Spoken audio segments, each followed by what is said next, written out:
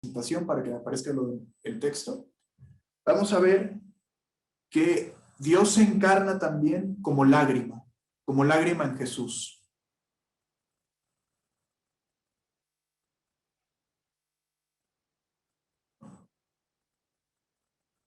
Sí podemos ver, ahí está ya, gracias.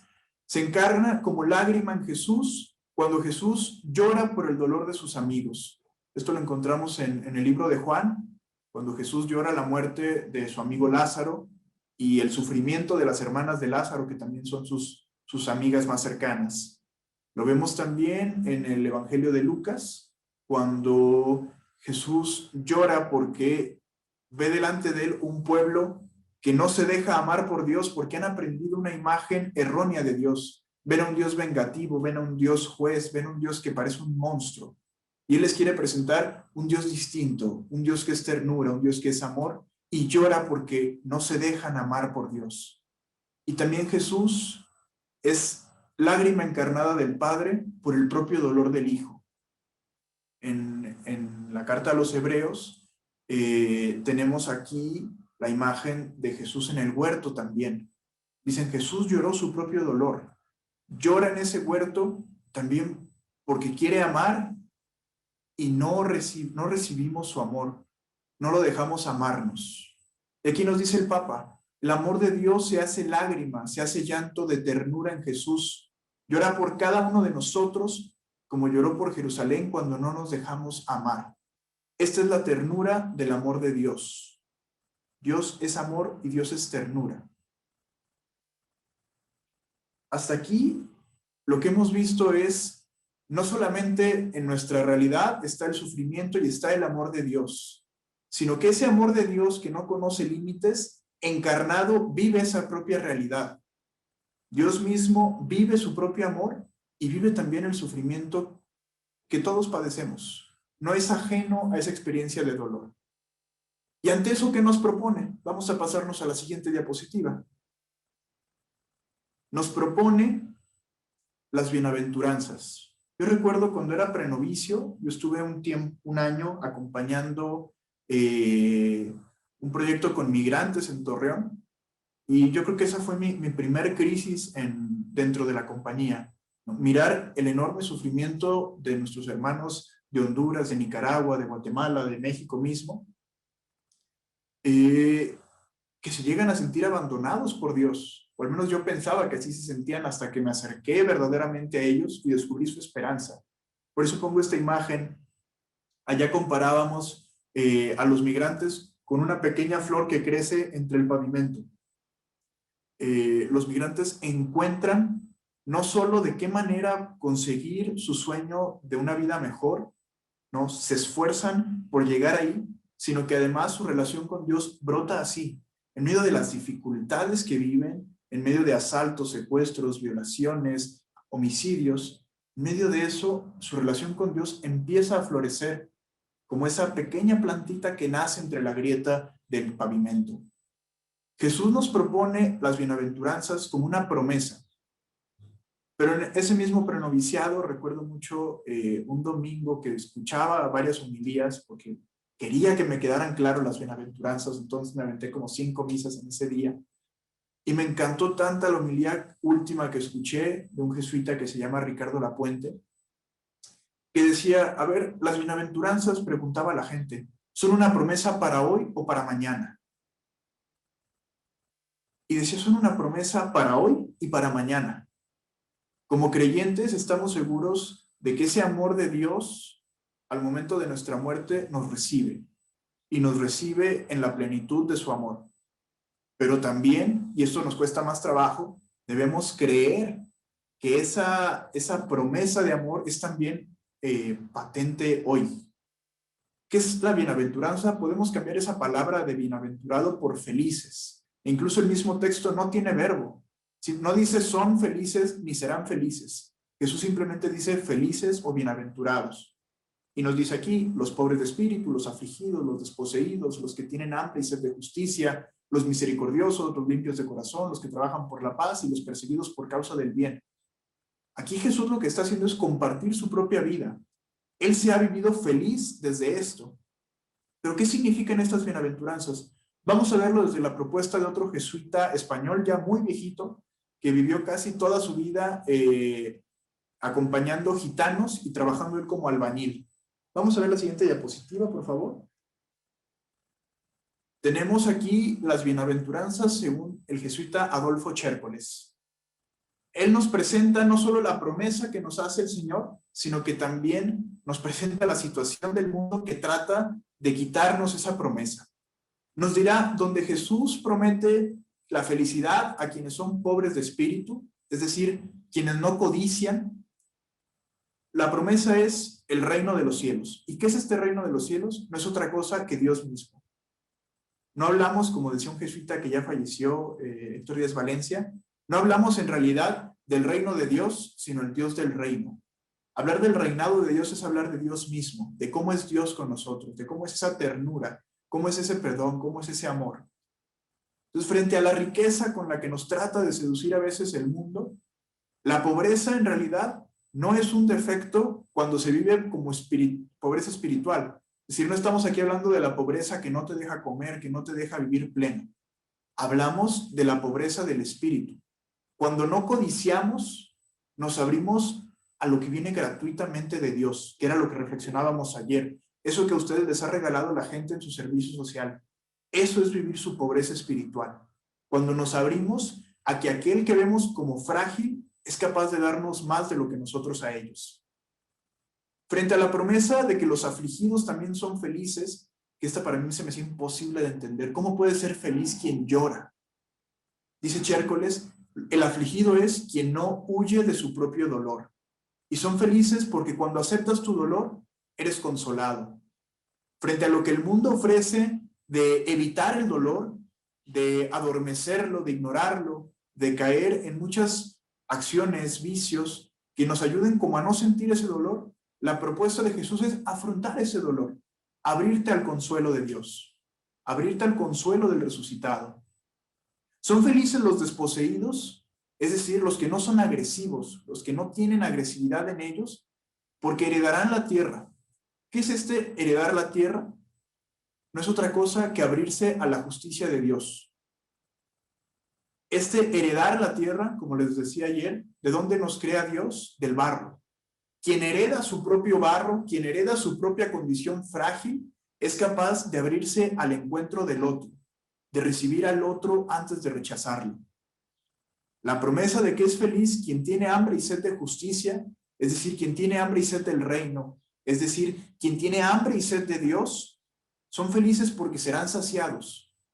Porque frente a lo que el mundo nos ofrece de este deseo centrante, es decir, verme solo a mí, ponerme yo en el centro del mundo, que nos sume en un egoísmo, la invitación del Señor es a que Jesús, a que Dios sea tu deseo centrante, que en el centro esté Dios.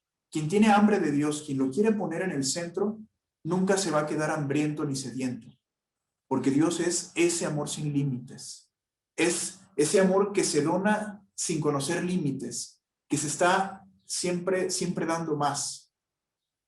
Y eso es alimento también, nos abre al amor de Dios. En la siguiente diapositiva encontramos las bienaventuranzas que nos faltan.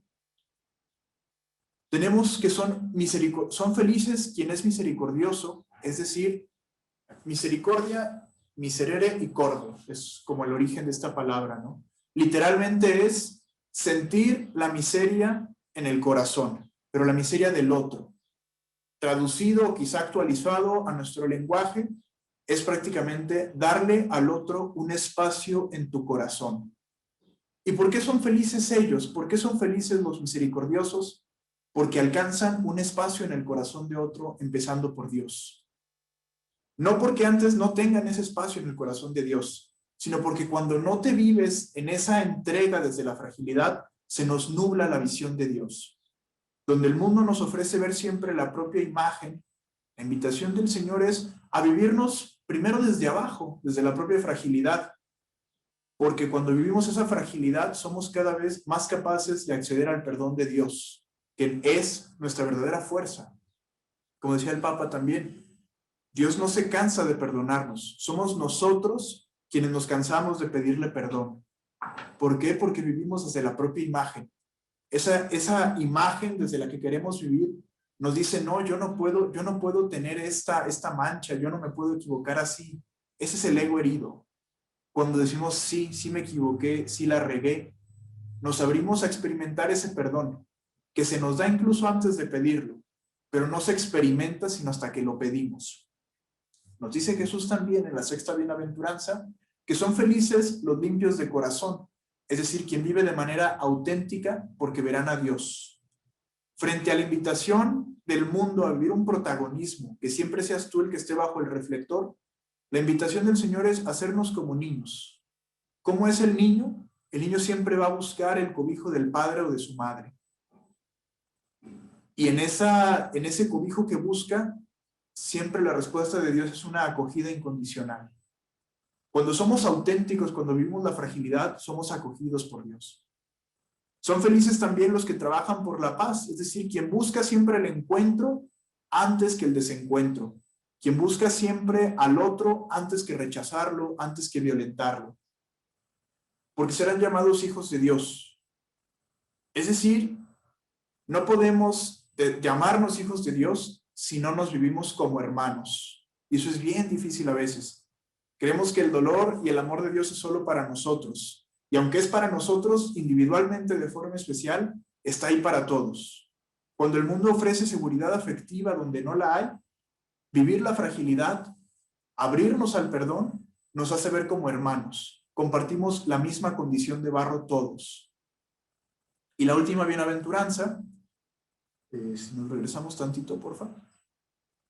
La última bienaventuranza, son felices los perseguidos por causa del bien, es decir, quienes hicieron todo lo anterior que hemos visto, son felices porque de ellos es el reino de los cielos, porque ellos han descubierto verdaderamente a Dios, porque ellos viven la confianza y seguimiento de Jesús que abre a la experiencia de Dios.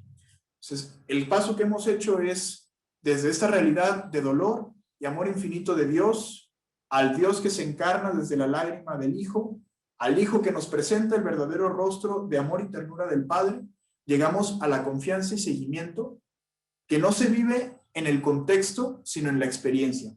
Vamos a pasarnos a la siguiente diapositiva ya para ir cerrando, sobre qué es esta experiencia.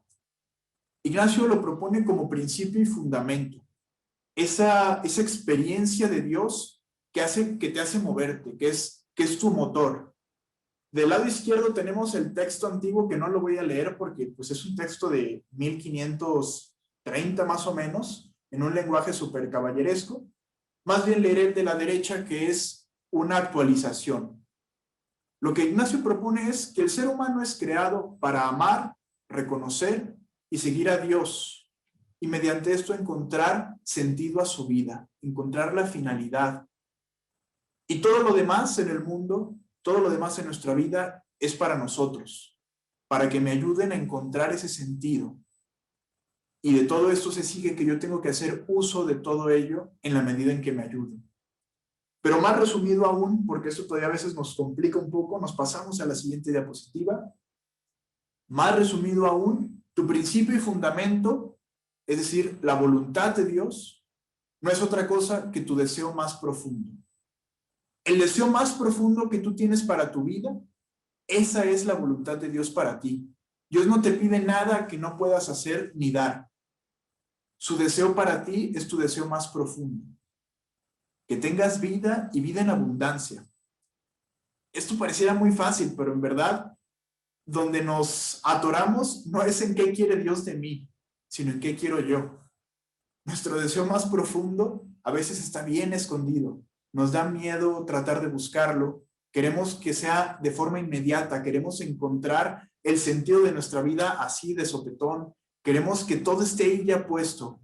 Y nos vamos equivocando, pero eso es parte del camino. Pero a fin de cuentas lo que estamos llamados es a vivir abundantemente. Yo quisiera que el aprendizaje que se queden de este espacio es esto que pongo aquí. No dejen que nadie nunca les diga cómo va a ser su vida.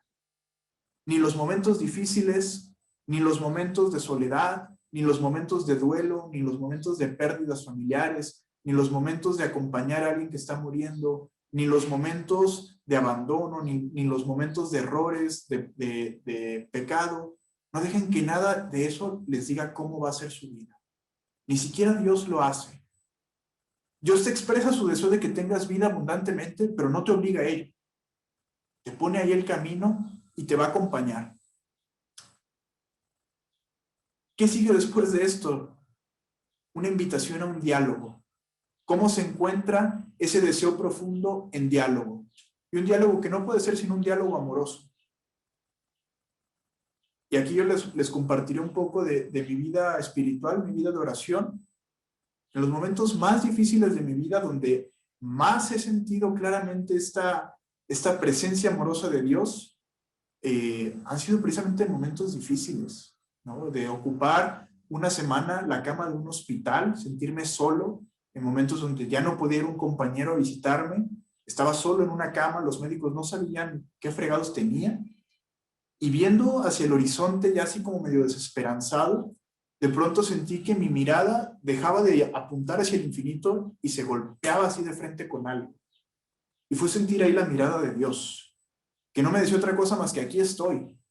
Y eso ni me quitaba el dolor que traía, ni me curaba, ni me hacía sentir al principio menos solo. Pero me abría otra realidad, me abría otra cara que no estaba viendo yo. Y no crean que es así como que Dios quiere que de a fuerza suframos para que se nos muestre, sino que en esos momentos extremos es donde tenemos tal necesidad de acudir a Él que ya se nos quita cualquier resistencia mental de creer que nos va a castigar, de creer que está lejano, que no nos quiere. Eso se va y lo encuentras ahí de frente a ti viéndote, te contempla con amor. No solo desde el dolor, les diré también desde el enojo, ¿verdad? También el momento donde más he sentido el amor de Dios fue una oración que literalmente la empecé mandando a Dios a la fregada. Después de un hartazgo de ver tanto sufrimiento en hermanos en casa, en la gente con quien hago apostolado, que sufren la violencia del narcotráfico, fue mandar a Dios a la fregada. Y lo que me impresionaba era que la respuesta de él era amor. Me seguía diciendo, aquí estoy. Entonces vamos a pasar ya ahora sí al final de esta pequeña presentación. La oración es ese diálogo constante, amoroso con Dios, que te ha dado esa promesa de felicidad. Vamos a darle aquí unos 5 clics, por favor, para que aparezcan todos. La propuesta que yo les pongo aquí la tomo de un jesuita que fue mi superior, Alex Satirka, que dice en realidad, ningún evangelio pareciera que nos muestra cómo hacía oración Jesús. Simplemente dice, y Jesús se fue a orar solo al monte, y Jesús se retiró solo a orar. Pero en la oración del huerto está prácticamente el modo como Jesús hace oración y nos puede ayudar. Primero, una disposición. Hay que acercarse a Dios desde la intimidad del corazón. No vamos con Dios simplemente con lo que traemos aquí en el coco, con lo que traemos de ideas. Vamos con el corazón, con lo que sentimos, con lo que vivimos. Así llega Jesús. Jesús llega con todo un movimiento interno de dolor, todo un movimiento interno de no saber qué va a pasar. El segundo paso es percibirte. Pregúntate cómo estás en todo sentido. Física, intelectual, afectiva, sexual, familiar, social, espiritualmente. Llora si es necesario. Como dice el Papa, eso limpia. Eso te limpia la visión. Siente tu realidad. Que nada de lo que estás sintiendo te avergüence. A Dios no le avergüenza. ¿Por qué vamos a dejar que eso nos impida hablar con Él? Dios no se avergüenza en nada de nosotros. Y Jesús se lo dice en el huerto, siento una angustia de muerte. Siente esa sangre que está sudando, siente ese miedo y no le avergüenza decirle a Dios, tengo miedo de lo que va a pasar. No le avergüenza decirle a Dios, oye, ¿dónde estás? Y es el tercer paso, nombrarlo. Delante de Dios que es padre, que es madre, que es amigo, ponle nombre a eso que sientes. Eso ayuda de pronto lo que pareciera que es enorme y nos está aplastando, nombrarlo hace que como cuando haces masa, ¿no? Que empieza a fermentar y después se aplasta. Y Jesús también lo hace en ese diálogo. A veces ayuda aquí el hacerlo como petición a Dios, ¿no? Como si nosotros controláramos casi nuestra vida. y decirle, pues mira, Señor, si tú me lo preguntas a mí, yo creo que lo que solucionaría esto que traigo es esto. Eso lo hace Jesús. Le dice, si puedes, aparta de mí este cáliz. Si puedes. Si me preguntas a mí, yo no quiero sufrir esto. Si me preguntas a mí, yo no quiero ir a la cruz. Yo quiero mostrarles el amor que les tienes. Si ellos me quieren crucificar por mostrarles tu amor, voy, pero yo no me quiero morir. Jesús no se quiere morir, Jesús quiere seguir viviendo para mostrar ese amor. Pero el amor se da cuenta que lo va a llevar a la cruz porque no lo dejamos que nos ame. El cuarto punto, y quizá el más importante de la oración de este diálogo, cállate. Así como me decían hace rato a mí cuando empezaba a hablar, no, cállate. Eso es bien importante en la vida espiritual, callar. No podemos escuchar a Dios si no hay silencio. Y en ese silencio no nos apresuramos a obrar, dejamos a Dios ser Dios. Dejamos que el amor sea el amor que nos sostenga, no el amor que queremos condicionar. Dejamos de repetirnos eso que queremos de Dios y se lo entregamos. Pero que no se haga mi voluntad, sino la tuya. ¿Por qué? No es un conformismo. Porque ¿cuál dijimos que era la voluntad de Dios? Que tengamos vida y vida en abundancia. ¿Quién tiene el mejor conocimiento de qué es la vida en abundancia? Quien me la ha prometido. Ese es Dios. Y el quinto paso, escuchar esa respuesta. El tiempo que le tome a Dios contestarte.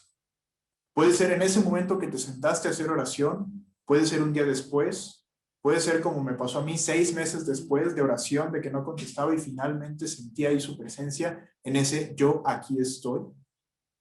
Pero siempre acuérdate que no estás solo. Si no responde, acuérdate que no estás solo. ¿Y cómo responde Dios? Por medio de los otros. Y ha puesto a muchos para que te ayuden a escucharlo. Responde por medio de tus amistades, por medio de tus papás, por medio de tus profesores, del sacerdote con quien acudes, del anciano en el asilo, del niño en Cam Los Mangos, del niño en el asilo Fray Andrés. Responden desde ahí. Es ese, como les platicaba ayer, ¿no? Es ese don Pillo que me regala la mitad de su cena y me derrite el corazón porque me siento tan amado. Y ahí está la respuesta de Dios. Escuchen, escuchen, escuchen. Desde lo que sienten, desde lo que piensan, desde lo que desean. Y ahora sí ya, les prometo que con esta terminamos. Ya solo para recapitular. ¿Quién es este Dios que yo he conocido? El Dios de la presencia. ¿Cómo hallar a Dios en todas las cosas? Vamos a darle aquí sí despacito los clics. Recapitulando, Dios te ha hecho nacer de su amor. Venimos del amor de Dios y a Dios tenemos que regresar. Nunca nos apartamos. No hay nada que pueda apartarte de ese amor que Dios te tiene. Lo siguiente, Dios ha llorado lágrimas contigo. Se ha hecho lágrima en ti y se ha hecho lágrima por ti. Tu dolor lo siente Dios. Dios sufre contigo y en ese sufrimiento quiere dar una respuesta. El siguiente punto, Dios ha vivido todo lo que tú vives. No solo porque al habitar en ti, al acompañarte lo vive, sino porque Él se quiso encarnar en nuestra humanidad, sufrió lo que sufrimos los seres humanos, tanto que en la cruz quiso sentir lo que pasamos nosotros. Ese no hallar a Dios y preguntarle por qué, Jesús lo quiere sentir. Lo dice, Dios mío, ¿por qué me has abandonado? No que piense ni que crea que Dios no existe, que Dios lo traicionó, sino que no lo puede sentir por el enorme sufrimiento. El siguiente, Dios te ha regalado su experiencia en Jesús. Acuden a Jesús como un amigo. Él nos ayuda en esto. El siguiente, Dios te ha prometido su felicidad. Y la promesa no la vivamos como algo rosa que a lo mejor llega en algún momento donde ya estemos en algo que nos imaginemos como el cielo y con las nubecitas. No. La promesa es como lo vivió el pueblo judío. Es eso que tanto decimos, ese amén, ese así sea, porque confiamos. Para el judío no es importante lo que es ahorita, lo importante es el así sea, porque esa es la palabra de Dios y Él sabrá cuándo nos revele dónde está esa plenitud. La siguiente, Dios te ha llamado a la vida plena. Quédense con eso.